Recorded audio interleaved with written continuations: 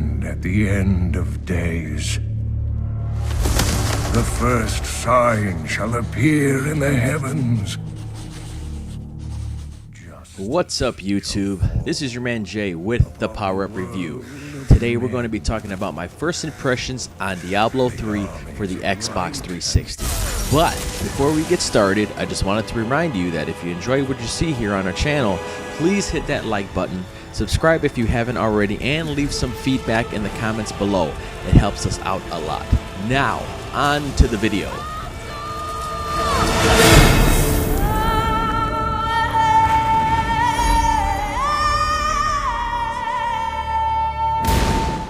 Since this is the very first impressions video we've done, I'm going to go over the categories very quickly, which are graphics, sound, gameplay, controls, and price point. Graphically, Diablo 3 looks great. I know the PC version with the proper settings can look better, but in my opinion, it looks fantastic.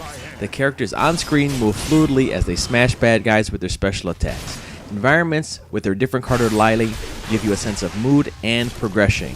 I'm about 20 hours in and I haven't seen the same area twice. Well, besides the crypt. But all crypts should look dark and creepy, right? The combat sound effects carry weight to them, making you feel the impact of the monk's fist or the thud of the demon hunter's arrows piercing the flesh of goblins. The voice acting is pretty damn good, and each character class has their own dialogue which reflects their personalities. The music, however, is so-so, and I'm only saying that because I really haven't noticed it, except for when I paused the game and made myself a sandwich.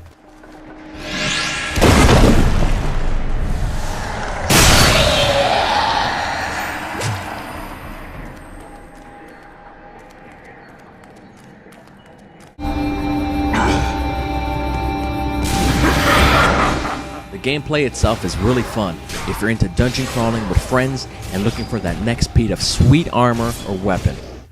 Each character class is interesting and gives you male and female options.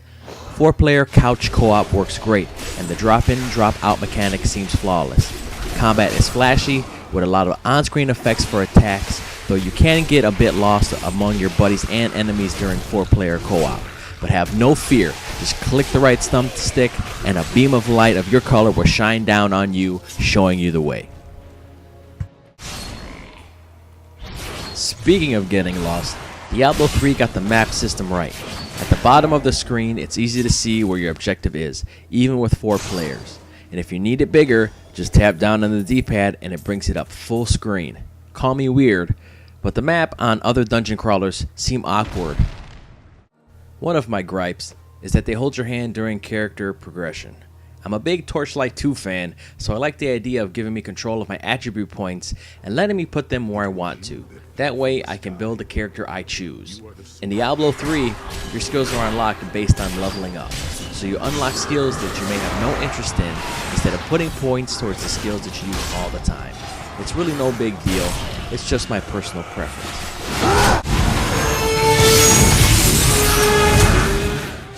So how does this PC game convert to a controller? In this case, wonderfully. Mapping attacks to certain buttons is easy and beats clicking on a mouse. The only negative I found was that for each class of attacks is auto-mapped to a certain button. You can change the options where you can map any ability to any button, but you have to unlock the class of attacks for that button in order to map an ability to that button. The dodge mechanic with the right thumbsticks works great and translates over to the controller nicely. I'm not used to being able to dodge in dungeon crawlers, but I think this is an awesome mechanic that all future dungeon crawlers should adopt. Item menus are easy to navigate once you get used to them, and any item you pick up get their stats shown above your bar. By pressing up on the D-pad, you can cycle through those items and equip them in real time. Another feature future loot-based dungeon crawlers need to adopt. Let's move on to the price point. I bought it day of release on Xbox 360 and paid $60 for it. For me, it was well worth it. As you know, I'm big into games like this and have 2 other people to play with in my home, so the fun of gaming with friends is almost guaranteed. Would I pay $60 to play this game by myself? No. Would I pay $40? Heck yeah. But gaming with friends is what this game is all about. this is definitely one of the best co-op games I've played.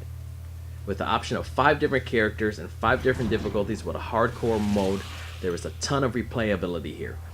If you like games like this and have buddies to play with, getting this game is a no-brainer. This is Jason with the Power Up Review. Thanks for watching.